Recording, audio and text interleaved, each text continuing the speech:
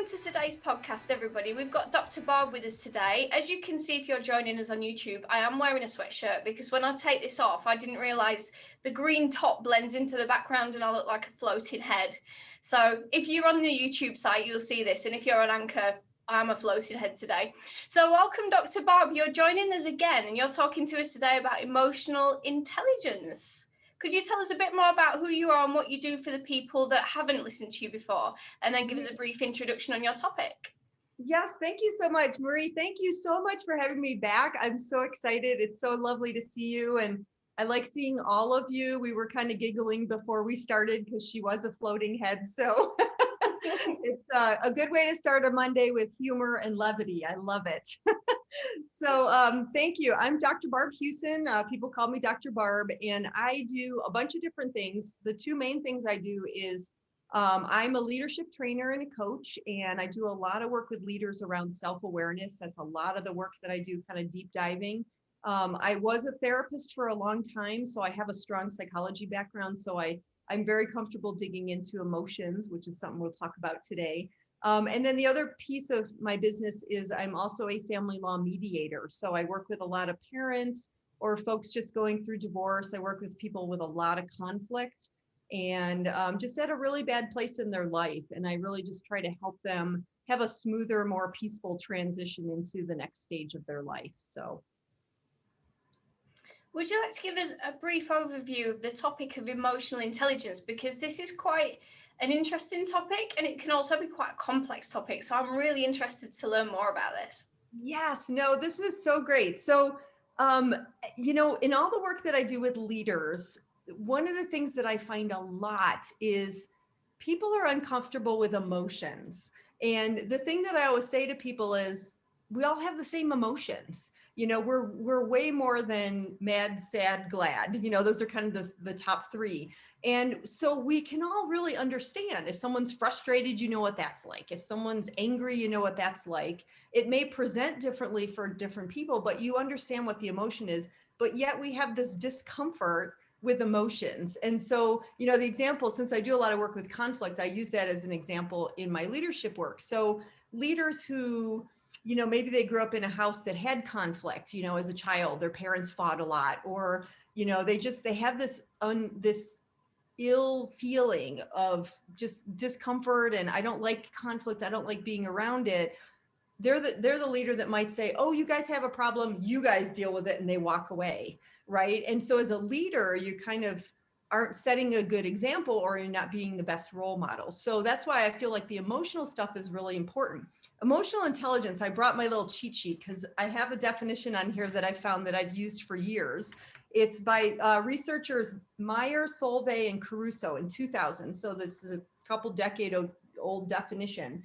But emotional intelligence is the ability to perceive and express emotion, assimilate emotion in thought, understand and reason with emotion, and regulate emotion in self and others. So it's all about emotions. It's this awareness. And so the challenge for leaders, or for most people, is if you don't understand your own emotions, it's harder to deal with them and recognize what's going on around you, emotions in others. And this ties in really nicely with empathy, which is something I talk a lot about too. And empathy is kind of putting yourself in someone else's shoes. It's all emotion-based behavior, right? It's really understanding. So the key is a lot of the work, when I worked with kids years ago and even with leaders now, I have another little cheat sheet I brought along, and this is tomdrummond.com. I found this online, I don't know, a year ago or a few years ago. It's called The Vocabulary of Emotions. And I know there's a lot on there. You can't read all of that. But what he did was he identified happiness, caring, depression, inadequateness, fear, confusion, hurt, anger, loneliness, remorse, and then different levels of that. So this is, these are great words to use. So I'll even have this with leaders, and they may say, oh, I don't know, let's see. Oh, I felt really incapable. Like in that moment, I was feeling really incapable, or I felt isolated. Like I was the only person with this thought at my job. So what I do with folks is I really help them expand their vocabulary. so that we're not just mad, sad, glad. We're not just kind of those three main emotions, but I really help people identify and be able to discuss them, because I think that's a big piece of what's missing is we don't want to discuss emotions. We don't always understand what's going on for us. And when we're challenged by that, again, we're going to have a really hard time seeing what's going on in somebody else. So that's kind of the basis of emotional intelligence, really. It's quite interesting because it involves not only the leader being really self-aware and understanding what's going on with them, but being able to articulate it and then try and understand what's going on with someone else, and then have the other person be able to articulate that and then be able to speak back to them about it. How difficult can it be to be able to have these conversations? Well, I think, yeah, that's, an example I think of, the leader who is challenged with conflict, might see two employees going head to head on something. And the leader that's uncomfortable with that might say, oh, you guys will figure it out, and they'll walk away.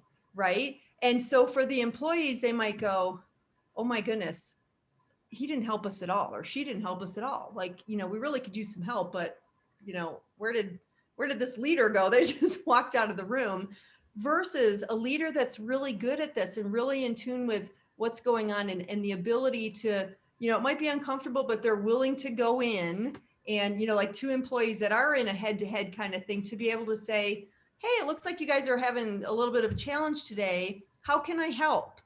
Can I be part of this discussion, and maybe I can help you guys problem solve? We can figure out what's going on. Let's talk about how you're feeling about this. You seem like you're really angry. You seem really frustrated.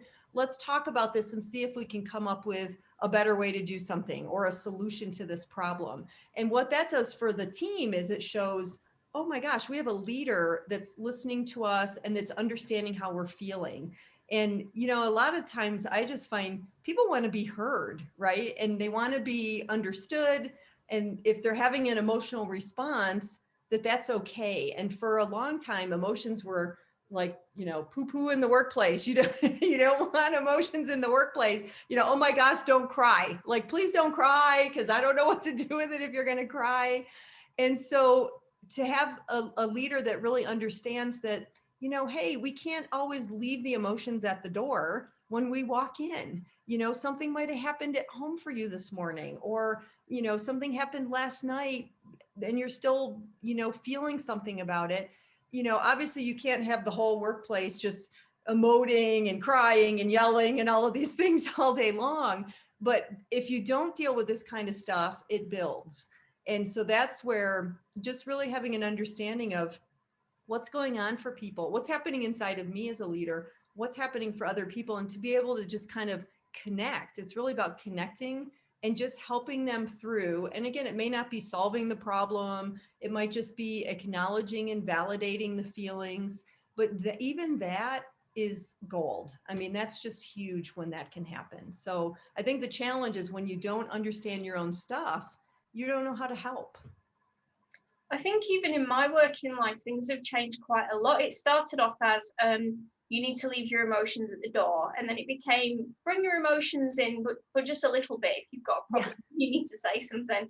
And now it's kind of become, if you are a leader or a manager, but you are not really interested in dealing with this problem, send everyone to mediation, because then they can go into this little room and then they'll all come out fine and it will be great. And I'm not sure that any of those ways work. Is there a way forward that is better than this?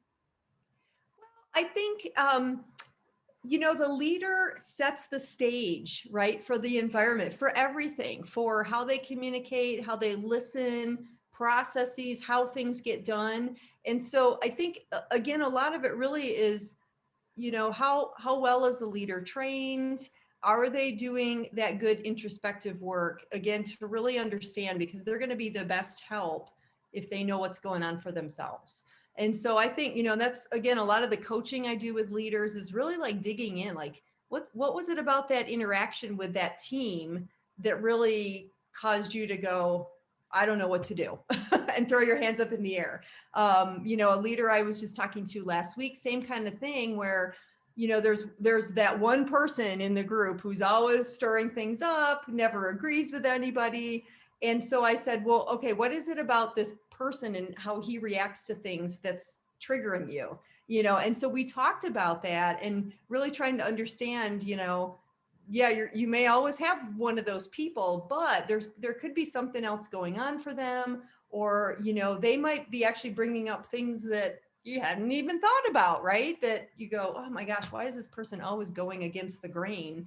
But they might actually have some good points in there. So openness, having an open mind, being willing to look at other perspectives, that's all part of emotional intelligence. So again, I think so much starts with the leader and just really understanding, again, it's that awareness of you and it's awareness of what's going on with other people. You're not just there barking orders. You're not just saying, get this, and this done. That's who you are as a leader. You might be, but the most effective leaders are the ones that can really tie in and tap into those emotions that are happening for people. How much of it comes down to how well you actually know your team, and how, not necessarily how well you get on with them, but how well you understand them as people? Yeah, and that's a great point too. A lot of what I talk to leaders about too is, are you having one-on-ones? Are you taking time to really get to know people individually? And that's interesting. This one client I've got that I'm thinking about. I worked with him last week too, and he just finished doing one-on-ones with all of his team, and that's something he hadn't done before. And he said, "Oh my gosh, it was amazing!" Like, he gave them all questions and things to think about. And so I said, well, what came out of it for you? What did you learn? What was new information? And he just found that to be incredibly valuable. But the other thing he said was, that took a lot of time. And I said, yes. But I said, the other thing that we've talked about is, people, profits, what's important here. Obviously, as a business, you want to make profit. You want to have longevity as a business. But without your people and without taking care of your people, your business it could struggle, or you may have a hard time. So there's always that whole concept of, your people are your most important asset, and really taking time to get to know them. So if something falls apart in their world, you have a sense of maybe how to guide them or how to help them, or what that person might need to get them back on their feet so they can be an effective and productive employee or part of the team again. So, he just, this one owner of this company, he just said, I had no idea, like, doing these one-on-ones was going to be so effective. I feel like I know where people are coming from, and I have a better sense of where they see the business going and what their role is. And it was simply having conversations with them, something that he hadn't done before. So it's so valuable to just know who your people are. So what would you say to a leader that had not considered this before and was thinking, maybe I might try this out because it's something that would maybe improve my skills? What would you advise them to do? Well, I would certainly talk to him about that, the question of how well do you really know your people, and have that discussion, and ask about, we talk about performance reviews, which usually happen once a year. Is that enough, really? Maybe we need to be doing this more often. So that, again, just being able to say, have you had one-on-ones, or even small team meetings? If you have a huge team of people, one-on-ones could take you a long time, but even having small group discussions is super valuable as well. And again, as leaders, sometimes we don't put the time in to do that. So, I kind of challenge leaders and say, how might this benefit you? What good might come out of this if you did have these one-on-ones? Because you might have people doing a job that is not their sweet spot. We want to find what their sweet spot is. And maybe, this person likes doing the data and the spreadsheets, but you've got somebody else doing that's really better at, creating a new product. They've got more creative juices flowing, and this other person just likes numbers and the spreadsheets, but maybe you've got them in the wrong spot. So you wouldn't necessarily know that unless you're really talking to them. So I think just really encouraging leaders to take that time. It's so valuable to just really get to know your team and get to know your people. I think the performance review as well, as you just mentioned, I think that can be a really awkward time for staff and managers, especially if things are coming out that are unexpected and you're having a talk with them. And then Yes. maybe the manager's not understanding the employee or vice versa. How can you make that go a bit better than being so awkward? That's a great comment. And you're right. Why are they so awkward? Oftentimes they're once a year or maybe twice a year, right? Which is just not that much. And so much can happen in 6 months or in a year. And who doesn't get nervous before their performance review? Because they're like, oh my gosh, this, am I going to keep my job? Am I going to lose my job? Sometimes there's a self-evaluation piece that people have to do. So they do that part. And then they're like, am I writing the right thing down? Maybe the manager thinks completely opposite of me. So if you have them more frequently and more regularly, you won't have those big surprises. So that's the one thing I talk to teams about is, if you're only doing these once a year, why are you doing them once a year? Wouldn't it be better to kind of touch in, maybe once a quarter, if you can do them every other month or even monthly, even if you do them monthly, they could be shorter, just little check-ins. What's going on? How can I support you? Do you need more training, or is there something else that would help you with your job? Then that way too, as a leader, you're ahead of the curve so that there are no big surprises. It's the big surprises come up when you do these once a year and then you go, oh my gosh, I had no idea this was going on. Well, because you hadn't checked in. So I always recommend to people, we have to kind of change our mindset of it's a yearly performance review. Let's do it more frequently, whatever makes sense for your company. Let's do these check-ins. And that way you're connected with your people. When something's falling apart, they're going to feel more comfortable coming to you as well. It's not like you're this big leader I talk to once a year. They're going to be able to come to you and say, yikes, this is what's going on and I need some guidance. So We did have another guest that talked about performance reviews and said that one of the problems with performance reviews, if you have them every year and you call them a review, is that you're looking back on something that you can't change. So yes. that automatically makes people anxious. And like you just said, if you're doing them once a year, then you're getting to a point where as a leader, you're trying to judge somebody on something that you've not really reviewed before. So it's a bit difficult to then come out with an authentic review. So I think that doing these, and even maybe within the one-to-ones, or just scheduling little reviews now and again, and just doesn't even have to be an individual review, it could be a team review. That kind of conversation, I think, leads to a better performance review at the end. Are there any particular kind of emotional intelligence techniques that we need to be aware of when we're kind of having these conversations as leaders? Yeah. And I think, the great thing about, that's a great question, because it kind of goes back to the languaging or the vocabulary of not being afraid or turned off to talking about, how are you feeling? How are you feeling about your job? How are you feeling about this task? How are you feeling about the company? And that's what this leader that finally he finished his one-on-ones, and we were talking last week. He said, I had questions about, like, how are you feeling about the company? Or what are some things that we could do better? What are some things I could do better, or other support you need? And so not being afraid to talk in emotional language, because again, you're the role model as a leader. And so if you're able to do that and say, how are you feeling about this?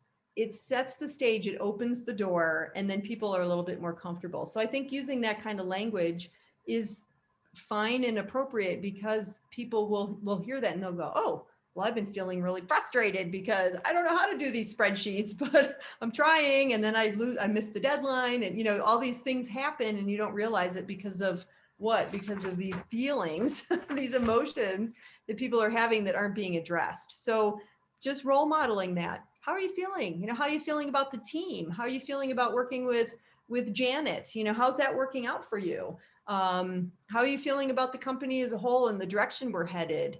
And using that terminology will really start getting people to think in those ways. These are pretty honest conversations, aren't they?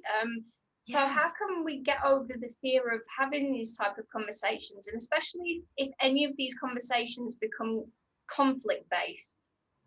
Yeah. And again, I always bring it back to the leader. I know I sound like a broken record, but it's working with the leaders to helping them with the comfort of all of this, right? If we're, again, conflict's my favorite example because we all have conflict. If we're so averse to it, or it gives us a stomach ache, we're going to have a harder time guiding employees through their own stuff.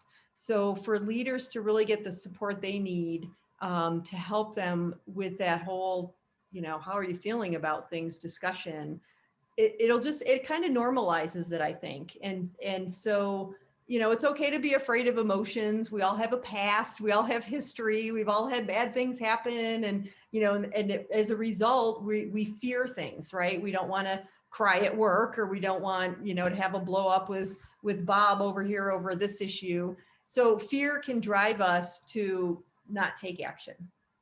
And so working through, like, what are you afraid of? Like, what are you afraid might come out of this? If you were to ask someone how they're feeling, are you afraid they might say, I hate you and I hate this company? Well, that could happen, but that's a real thing. That's a real reaction that's happening for someone. And wouldn't it be helpful to know that? Because then we know then we can dig into that and figure out how to deal with it.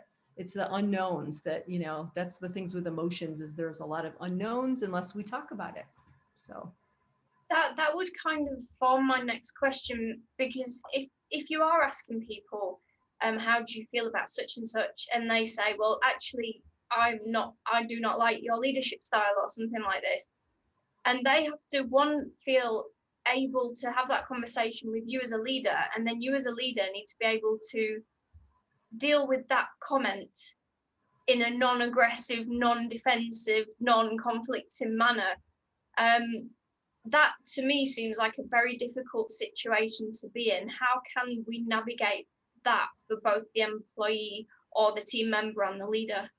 Yeah, I think one of my favorite techniques, again, is kind of acknowledging and validating feelings. And I like to describe, I have like two different examples.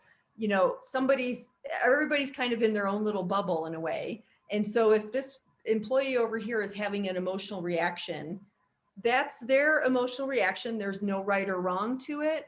And what sometimes we like to do is we like to jump in their bubble and help them solve it. And what you want to do is you want to kind of stay in your own bubble and say, I see that I recognize that you're feeling frustrated. And I hear you when you say, like, I just can't do this spreadsheet. I don't have enough knowledge.